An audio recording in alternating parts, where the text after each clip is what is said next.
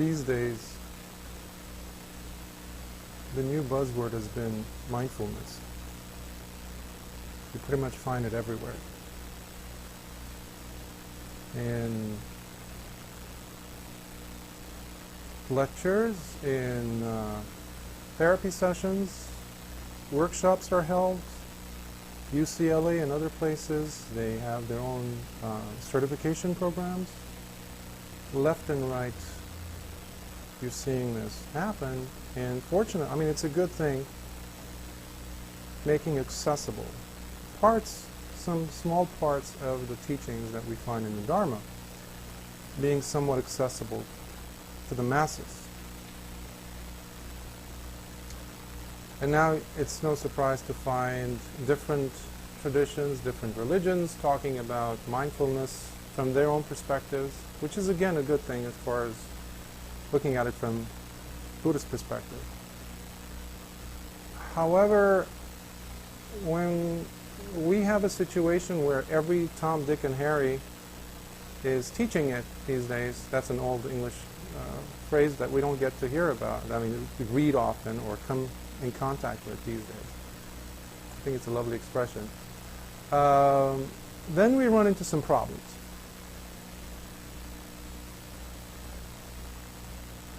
We're living in a time period where we love to accessorize.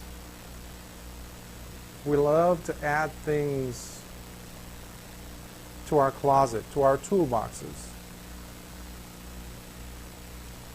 We want to have a little bit of this, a little bit of that, some of this, all of that, none of this, and a little bit of mindfulness here. That can kind of complete the picture for us.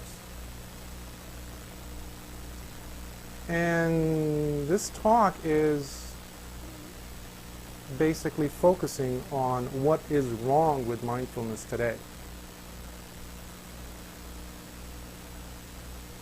Mindfulness does not work the way it is taught today, but to the masses.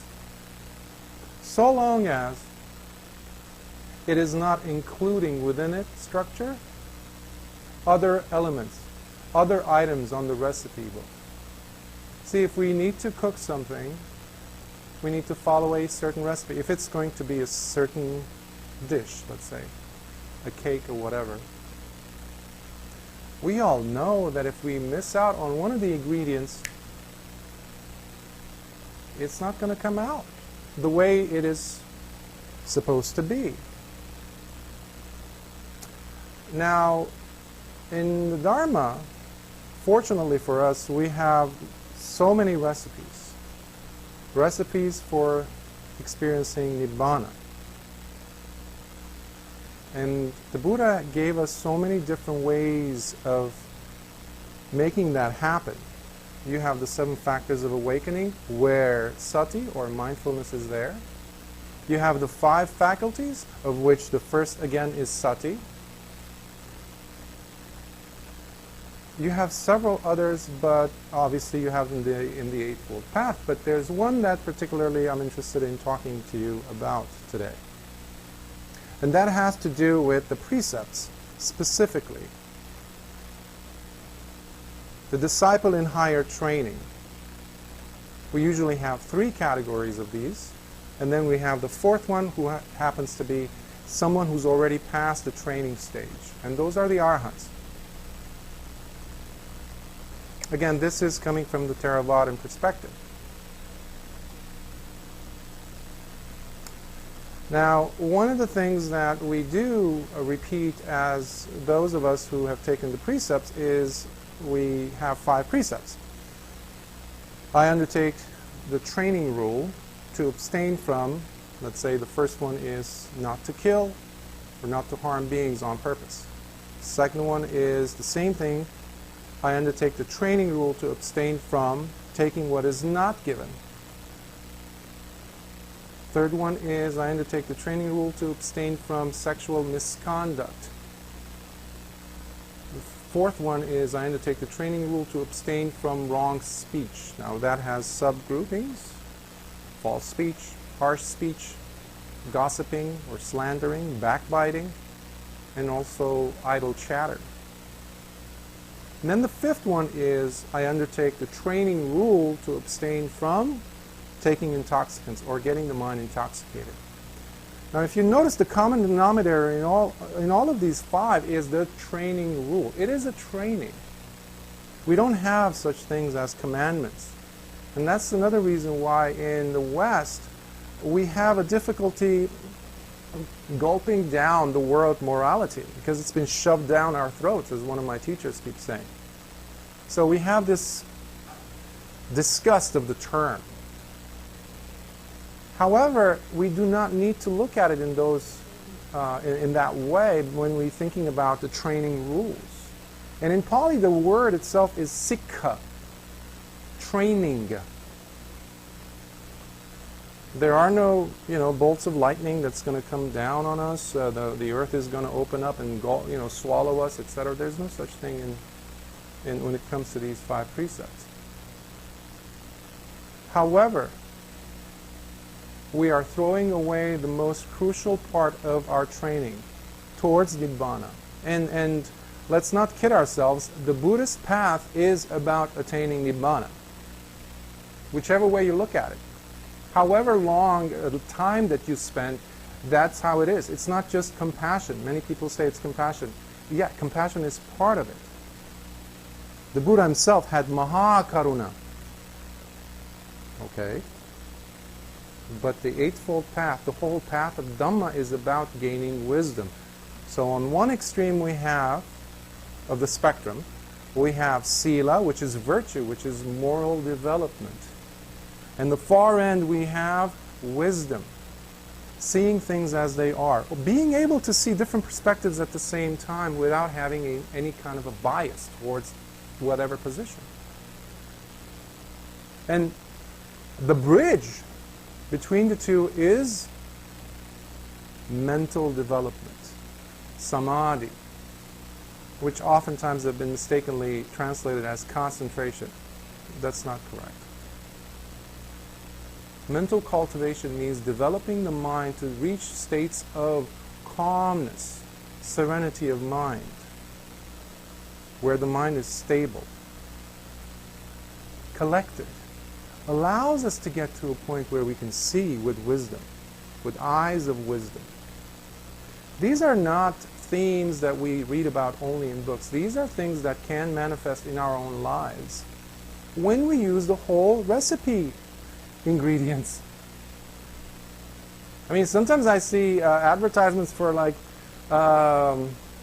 mindfulness in how to use mindfulness to improve your sexual relations, how to use mindfulness to enjoy your food better, mindfulness to make more money,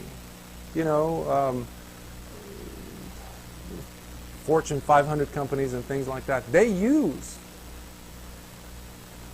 mindfulness. And I was talking to a psychologist who's pretty eminent in his field. And I just was listening just to kind of picking his brain to see what his position is on mindfulness. He's like, but it's such an easy thing. Mindfulness, anyone can teach it. And I just, here you go. But that's the opinion. That is what's being put out there. There are some very well-known medical doctors, proponents of mindfulness out there. I don't want to give names, but fortunately they've been running workshops and special certification programs that you could do within a few weeks, even weekends, at the end of which they are propelling these new graduates, mindfulness experts, pushing them out into the world so they can go out and teach as well. Let's not fool ourselves. There's so much money involved in mindfulness. Teaching it, going to classes. I joke around about this because I saw one time that there was a advertisement for yoga classes with beer. It's not non-alcoholic, but actual beer. We're living in ridiculous times where we have trivialized pretty much anything we not only touch but even gaze upon. So I feel very strongly about this because many of these individuals or so-called teachers do not realize the harm they are causing not to other beings, just to other beings, but to themselves. Because misrepresenting the Dhamma brings about tremendous karmic negative influences on oneself. That's why you need to be very careful when using the words of the Buddha. Because even the highest of the arahants, they had to check and double check and triple check themselves every time they said a word. These were full-on awakened beings.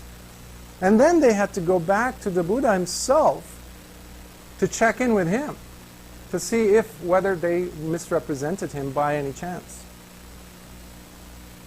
And you do have instances where the Buddha kind of exhorts them or I wouldn't say scold them, however, just for the intention of helping the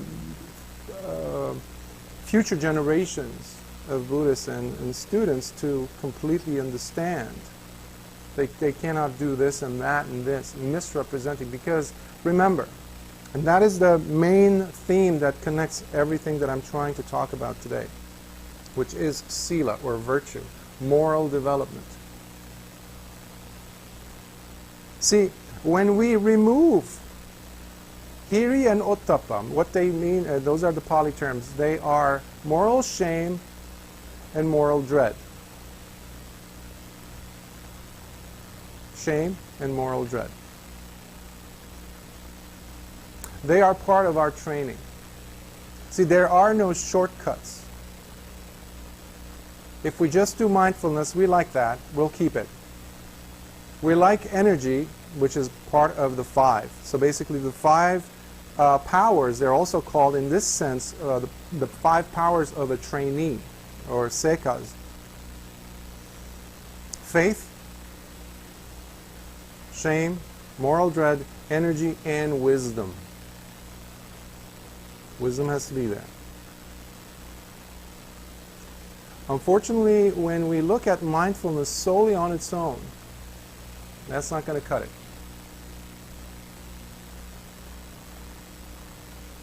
You're not going to get your favorite grandmother's favorite apple pie if you just have apples. Or instead of sugar, you put salt. Or instead of flour, you put sand. You get the point. So we need to be very critical when we are studying and especially practicing the Dhamma. And many people think that by taking the precepts early in the morning or whenever they come to mind, that's it, that's good. That's not it. The most important part of practicing the precepts is to become aware when we're right there at that fork in the road kind of situation, where it's so easy for us to break the precept. And sometimes we will break it. That's fine. That's why it's called a training rule, right? But become aware of it and immediately retake the precepts right there and then. That introduces awareness. That introduces shame and moral dread, which is what I'm going to talk about now, next. Shame has an inward movement to it. It has an inward momentum to it. It involves self-respect. Even if you were in the middle of nowhere, nobody's watching, there's no cameras, nobody's Instagram is open, or there's no live feed anywhere, and it's just you. Your thoughts, your feelings, the act that is about to be committed, and something compels you to say, no, I won't do it. Why? Because it goes counter to who and what I hold myself to be or work towards. So that is the shame element. The second one is moral dread. That is more outward directed. Would those whom I hold so dear, perhaps teachers, perhaps parents, perhaps very close friends whom you trust, would they look down upon this act once they find out? Or even better, what if that teacher was right there next to you? Would they be okay with it? This act, this thought, what if they penetrated your mind? Because the training has to do with all three doors: your thoughts, your speech, and your body. See, when the Buddha talked about kusala and akusala, wholesome and unwholesome choices we make, he always referred to the three doors. Acts that we can commit through this body, for example, stealing, killing, etc., or sexual misconduct. I would even say acts that we can commit through the speech, lying, harsh words, idle chatter, gossiping, slandering, hurting somebody else with words, and then through thought. Even the thought itself. Imagine if the Buddha or the teacher or that person whom you hold so dear is presently aware of your thoughts, clearly, as clear as you are of them. How would their position be? That is the moral dread. Next comes the energy part. So first, we started with faith, which I'll go back to in a second, but faith, shame, moral dread, energy, because you cannot hold yourself here to sit in this heat without some level of energy. Forcing yourself to sit through this heat. Yesterday we did a 2-hour retreat here, meditation. Some of us were here. And we even had a fan that's was on us, and it didn't do much. But we sat through it. Watching all the hindrances that came up and went, why am I here? All these thoughts. See, we have to have an internal gauge in our lives, which is missing in today's spoiled society that we live in. We've accessorized everything. We want a little bit of this and a little bit of that, a lot of this and none of this, yes. And we have to be careful not to squeeze in mindfulness in there, as we like it, under those terms.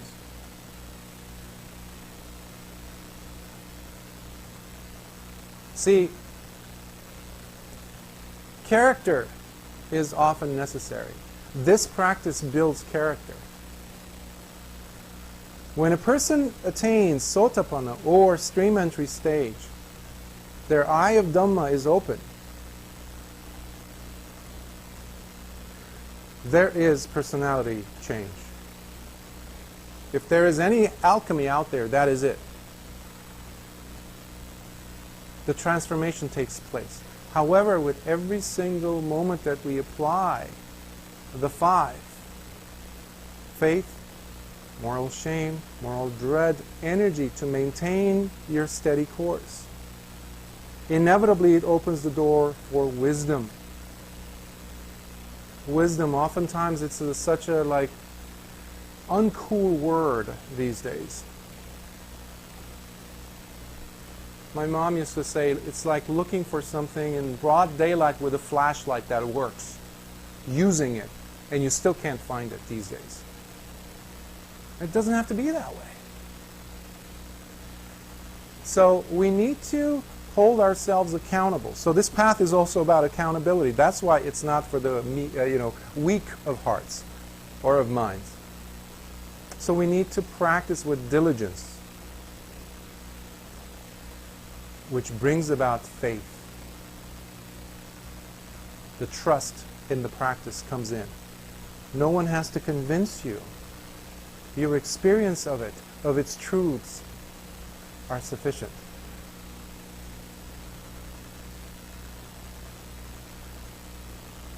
And I'm just inviting you to look at things in a little bit more cautious or careful way, and not to just gulp down whatever is out there. or is being promoted as Dharma or even as mindfulness specifically. Because mindfulness without moral development is doomed to failure. And we're just fooling ourselves.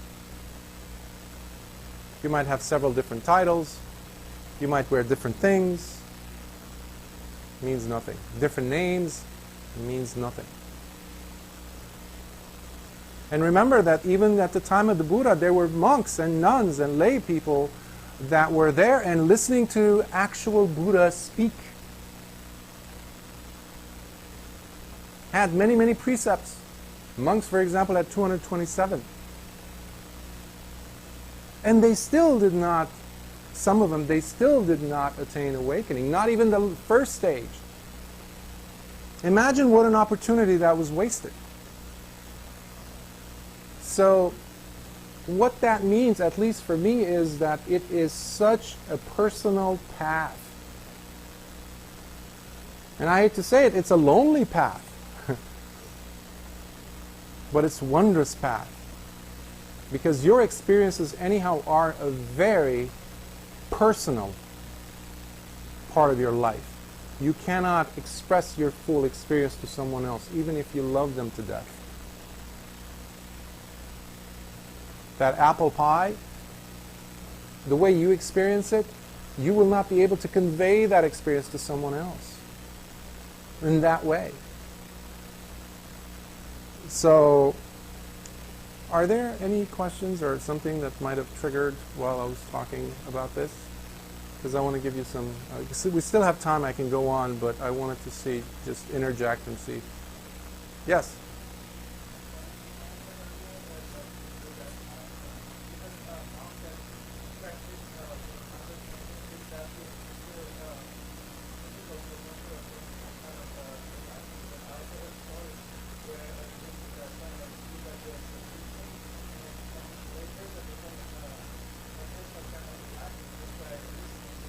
Yes.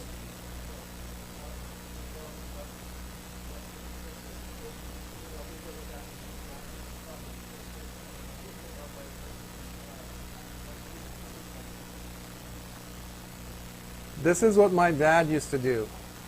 And he also had a big hand. When I said, well, Dad, this and this or so has this or has that ability or can do this, and he would just hold his hand. I was like, so?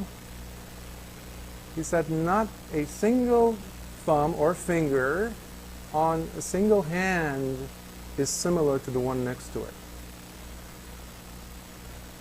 So we need to be careful in just looking at it with generalized perspective. I was like, okay, so if one person or a multitude of individuals were attaining the eye of Dhamma, which is the Sotapanna stage at least, then everyone should. No. The path you took to get to this temple today is different than hers, than mine. So every one of us has our own path. And that's one of the reasons why the Buddha said, looked at people who were sobbing over their loved one's death. He said, your only inheritance is your karma, nothing else. Your karma is what you have to deal with, carry with, be burdened with, until you attain full awakening and you die. But not prior to that. Even the Buddha had to deal with his own karmic fruits of past lives, being a Buddha, until he passed away. So your karmic fruits are what you deal with. So similarly, the practice that you put in, the energy that you put in, the wisdom that you gain will not allow you to go ahead and break the precepts to begin with. As you're practicing mindfulness, which is a crucial part of getting to Nibbana. See, some people come in and say, they've asked me many times, I researched it many years ago when I first started across the street, years ago, quarter of a century ago. We used to be students at the feet of the same teachers, so privileged to have you, from those days. But the question that used to come up was a lot of this. Basically, I had this in common. Is enlightenment sudden or gradual? Well, it depends on how you look at it. You walked in through this door. If I isolate that event and say, this gentleman just walked through so suddenly. However, that's not entirely true, is it? You took step after step after step, mile after mile, as you pushed down the gas pedal, and finally presented here. So we have to look at it in the grand scheme of things when we're looking at those events taking place. And they are true, by the way. Whatever you read in the suttas, they're experientially there for us to see it in our own lives. So there's no doubt in my mind, anyhow. So, yes, Russell. Yes?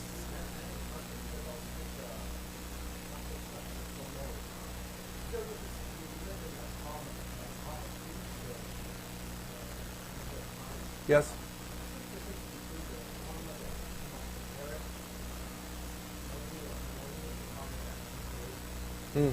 Mm-hmm. Yes. It is a good question. Mm-hmm.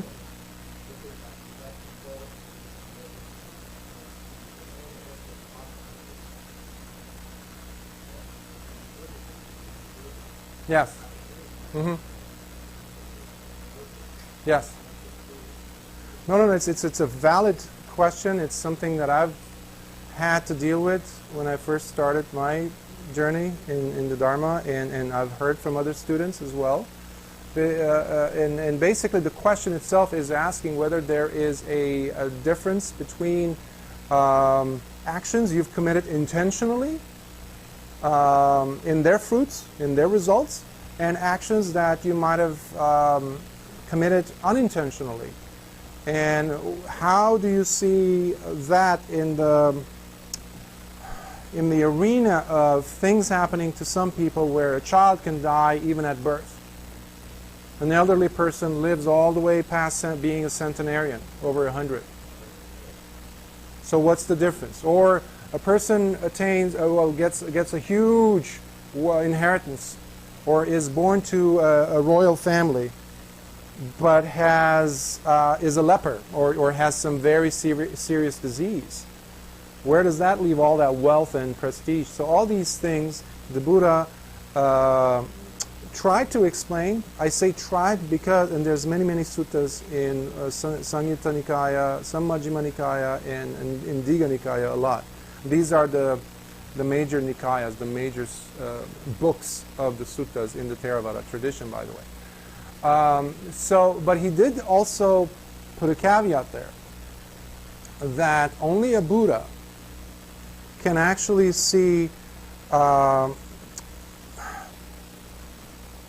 conditions that might ripe into something else, and the details of certain action or certain thought that you might have had in XYZ lifetime that resulted in this that's taking place now, or in a few lifetimes later has a propensity of turning into XYZ.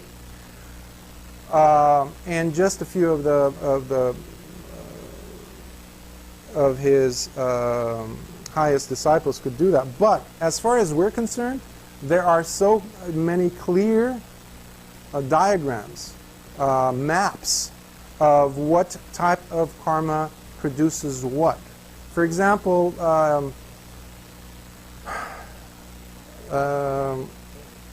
there are so many stories. Patachara, she was a woman, beautiful woman in the suttas, that finds herself a husband. However, she falls in love. They fall in love. However, her in-laws don't accept her. But in Indian culture of that time, she had to go and live with them. So she leaves behind her own family, who also disowns her because she doesn't get their approval, which is very odd in that culture. So for the longest time, she's unable to conceive. And one day she is able to conceive. However, being unwanted by her own in-laws, she thinks, well, I need help. Let me go and beg to my parents, and they'll take me back, and they'll help me with the labor. Halfway through, the husband finds out, runs after her, and coaxes her to come back, and they have a child. A year or two later, the same thing happens, and the in-laws still don't accept her. She runs back, and this time the husband is too late, and then finds her later in the forest about to give birth. And the husband's like, now we're caught between your parents and your in-laws, my parents. And there's a storm coming. And she says, go and get me some food, some wood so we can burn, so we can actually stay warm, because the baby's going to come tonight. And he does. He tries to go and get some food while the little boy is left with the mom. As he's looking through the dead leaves and twigs and wood, a cobra comes out and bites him, and he dies on the spot. She's worried. She's about to give birth. There's two basically. One of them is a child, is an infant, but the other one's on the way. She's worried about her husband, so she starts walking around like, what happened? And then she sees him dead. I'm describing the pain. And then she realizes that the only way that she can get out of that is to go ahead and cross the river. So she carries her child, while pregnant, through the river. She gets onto the other side. Actually, no, one of the children is over here for some reason, and she's crossing the river. And as she does so, she gives birth. And now, while she's in that state, she walks back to get her other child. An eagle comes down and grabs the baby. She sees this, she's freaking out. I mean, beyond freaking out. I don't have words for that. And she's losing it. At that point, she's walking, I think, she's carrying her other child. And the river comes and throws him off through her arms, and she loses him, and he drowns.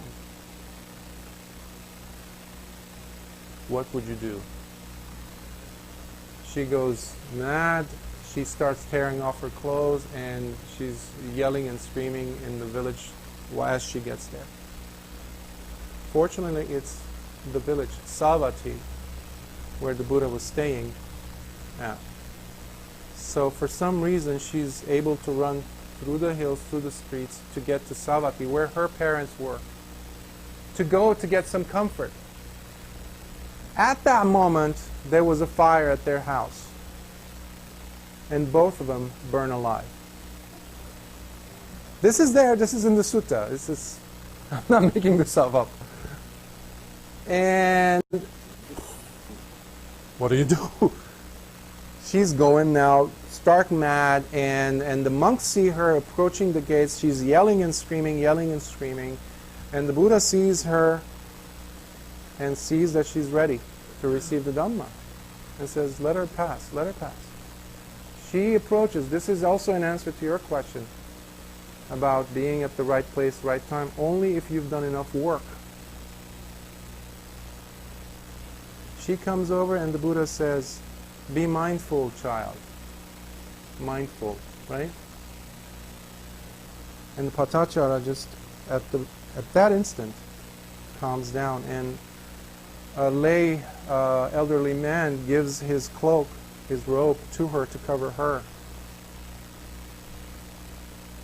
And the Buddha sees what has happened, comforts her, and explains to her the causes that have brought about even the very newborn baby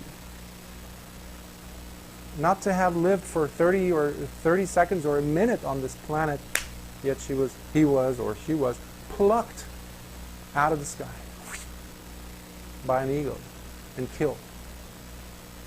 As Buddha is explaining these things, she attains Sotapanna. And she immediately requests the Buddha for ordination.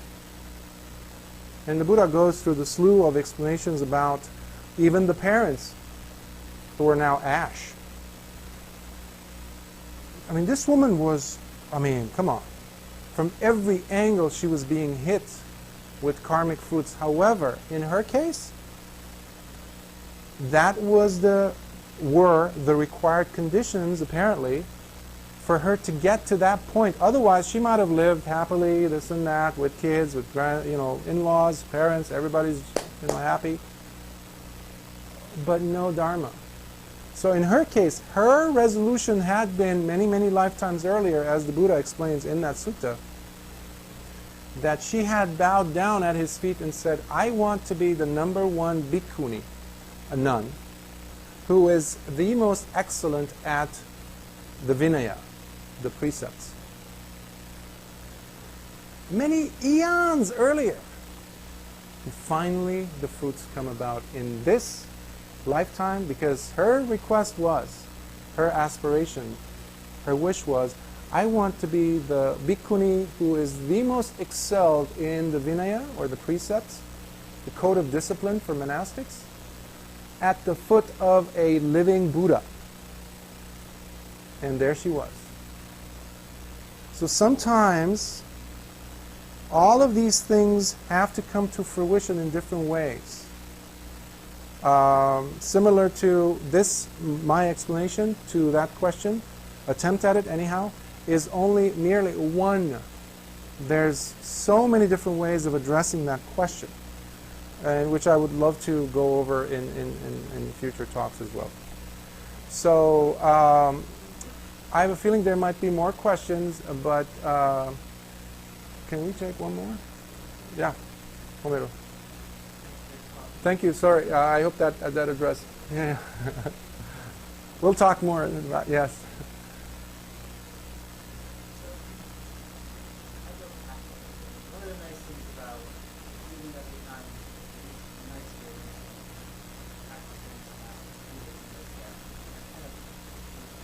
Yes. Yes.